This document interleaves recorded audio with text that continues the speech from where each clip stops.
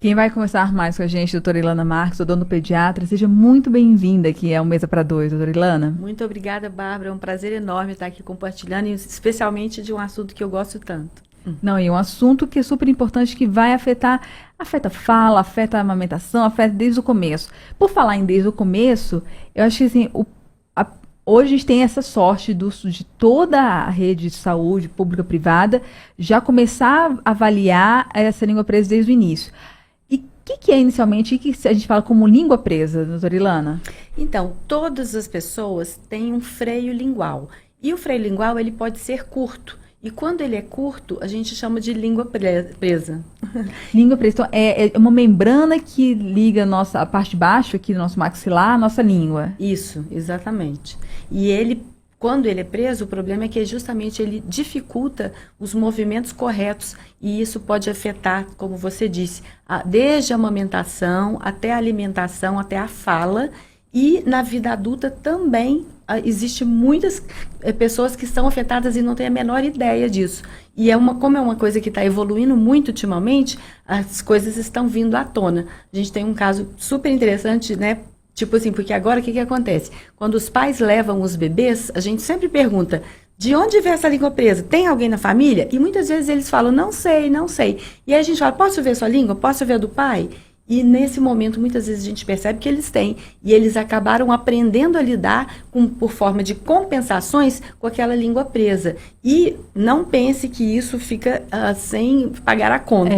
Porque tem os reflexos. Então, por exemplo, a gente tem um caso recente de uma mãe que ela descobriu que ela tinha língua presa por causa do bebê, que fez a cirurgia, e a fono pediu para ver a dela e falou: nossa, a sua é super presa. E aí ela percebeu, ela tinha relatos de estar tendo muita torcicolo, e essa torcicolo ela estava piorando com o passar dos anos. Estava num ponto que ela estava tendo que tomar medicação anti-inflamatória para torcicolo uma vez por mês, e ela já não aguentava mais. Quando a fono falou que poderia estar relacionada à língua presa, ela ficou louca. E aí a fono mandou ela para uma fisioterapeuta.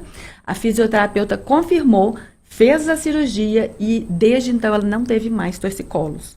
É uma coisa assim fantástica. E engraçado que essa semana eu fiz a cirurgia de uma bebezinha e a gente tem agora esse hábito de falar com os pais sobre isso. E eu conversando com a mãe, ela não sei de onde puxou. Aí quando ela voltou para o retorno com a filha, ela falou: Ilana, você não vai acreditar, eu percebi que é tudo do meu marido. E você acredita que ele também tem torcicolo? E ele é médico otorrino e nem tinha noção. E ele agora tá louco com essa informação. Eu falei assim: pois leve o depoimento que essa mãe da torcicolo, ela fez um depoimento. Ela falou: eu faço questão de fazer esse depoimento, porque muitas pessoas podem estar passando por o que eu estou passando e é um sofrimento desnecessário. Quanto tempo eu passei da minha vida sofrendo sem necessidade? Porque o que acontece? Como eu disse, o freio lingual curto, ele limita os movimentos. Só que muitas vezes outros músculos começam a ser acionados para compensar. Exatamente. Uau! E quando isso acontece, você sobrecarrega outras partes. Então, a língua presa ela pode desdobrar em problemas, por exemplo, de mordida errada. Então, pode dar uma mordida cruzada. Pode desdobrar em problema, por exemplo, da articulação temporomandibular, que pode levar a dor de cabeça, dor na coluna. É uma série de desdobramentos que pode acontecer que vão prejudicar o adulto que ele nem sonha. Sem contar, por exemplo, também na limitação do beijo de língua. Olha só, gente, não, vamos tratar essas crianças desde cedo. A sorte, porque antigamente não era obrigatório isso, né? Era só se alguém tivesse uma anomalia muito grande, ou fosse um freio muito curto para chamar a atenção de um jeito absurdo para ser notado assim que nasce, né? Mas hoje ainda nós temos que ter muito cuidado, porque existe a obrigatoriedade do teste da linguinha, que deve ser feito até os 6 meses de vida. Só que, infelizmente, nem todo mundo está preparado para fazer um teste adequado. Então, existe um freio curto, que chama submucoso, que ele necessita de uma manobra específica para ser visualizado e visto. E, às vezes, o bebê não tem problema na amamentação, porque é uma mãe que tem muito leite. Então, passa despercebido isso, e aí, lá na hora da introdução alimentar, começa a dar problema, depois, na hora também da fala, começa a dar problema, e às vezes fica para o resto da vida esse problema.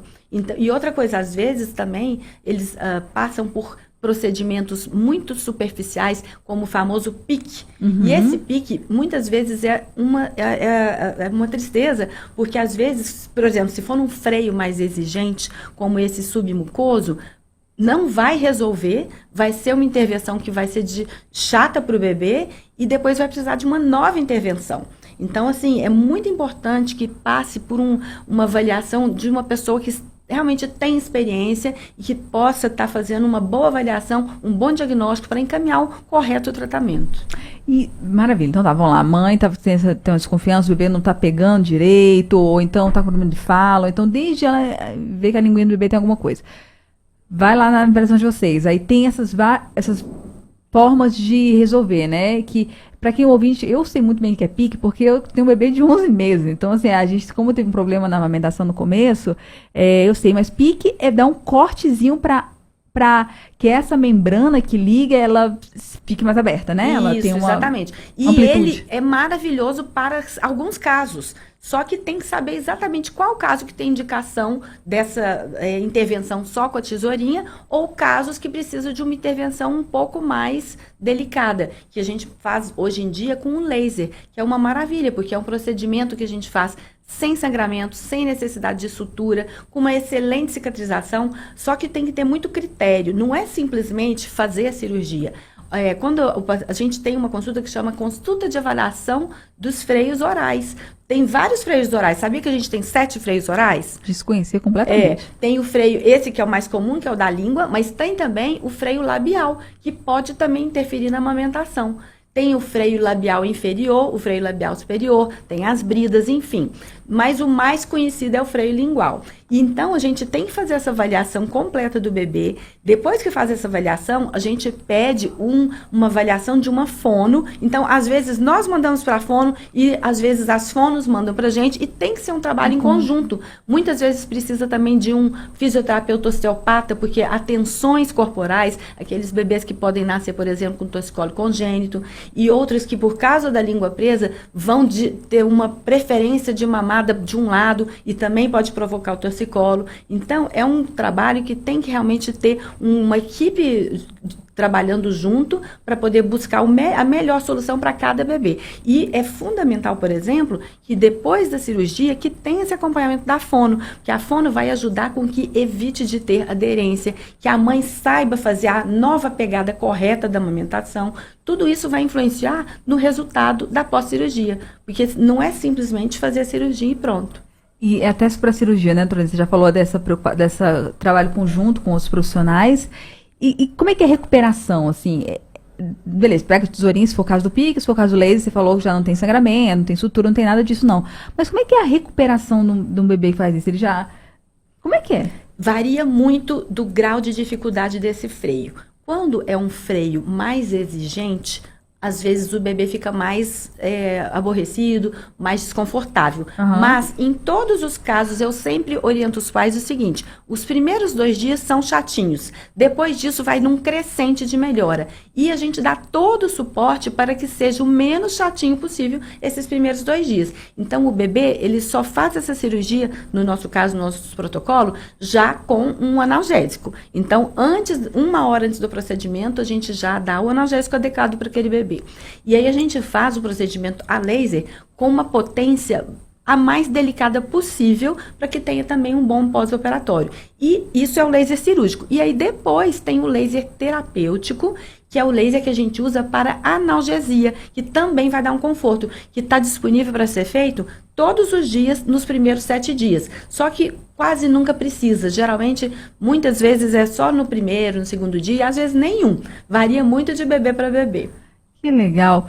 Uma outra dúvida, assim, os pais passaram por essa fase, mas sabe que a criança tem algum problema ali na fala, tem alguma desconfiança de alguma coisa que não está 100%. Tem idade, assim, aí agora já era. Passou dos 10 anos, não tem mais o que fazer, ou até o adulto pode ir lá e se tiver alguma desconfiança tratar isso. Na verdade, descobriu, quanto antes fizer, melhor. Perfeito. Descobriu, tem indicação, está indicado, quanto antes fizer, melhor. Mas não tem idade. Em qualquer idade isso pode ser feito e vai dar um resultado maravilhoso. E quanto antes melhor, porque, por exemplo, quando esse freio acaba favorecendo o aparecimento de uma mordida errada, né? Uma mordida cruzada, enfim. Aí é chato, porque além de ter que cuidar do freio, ainda tem que cuidar da mordida. Então, por isso que quanto antes, melhor. E aquelas crianças, às vezes, que são muito seletivas, que têm muita ânsia de vômito, muitas vezes é por causa desse freio, né? Que fica ali atrapalhando. Então, assim, quanto antes resolver, melhor. E a gente sabe das consequências, né? Você estava conversando também com outros médicos, falando assim, um detalhezinho, como isso, o freio, pode mudar a arcada, mudar a forma de respirar, se é bebê. Então tem que ficar atento, né? Assim, nossa, agora você tocou num ponto super importante. A longo prazo, isso faz uma revolução no rosto, inclusive, da criança.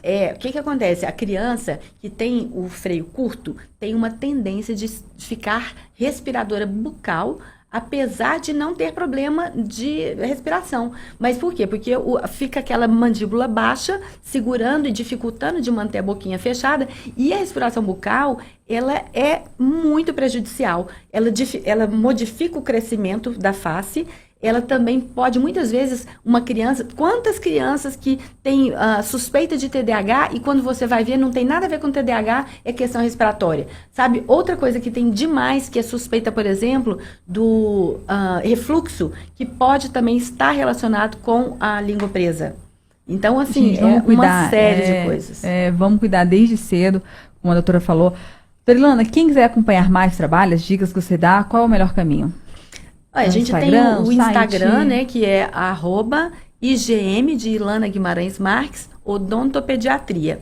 Tem também, para quem gosta de conferir as avaliações no Google, a gente tem lá o Google da IGM, que graças a Deus tem muitas avaliações positivas em todos os aspectos. A gente já vai fazer 23 anos de clínica, né? Então já temos um know-how realmente bem significativo. Maravilha. Doutora Ilana Marques compartilhando com a gente essas dicas muito bacanas para quem é pai, tem sobrinho, tem neto, todo mundo, assim, é como a doutora Cilange Amaral, que daqui a pouco tá com a gente, fala, né? É uma comunidade inteira que tem que cuidar de uma criança, não é só pai e mãe, não. Todo mundo tem que ficar de olho. Exatamente. Obrigada, doutora Ilana, pela participação aqui no Meus Educadores. Eu que agradeço a oportunidade, Bárbara, foi um enorme prazer.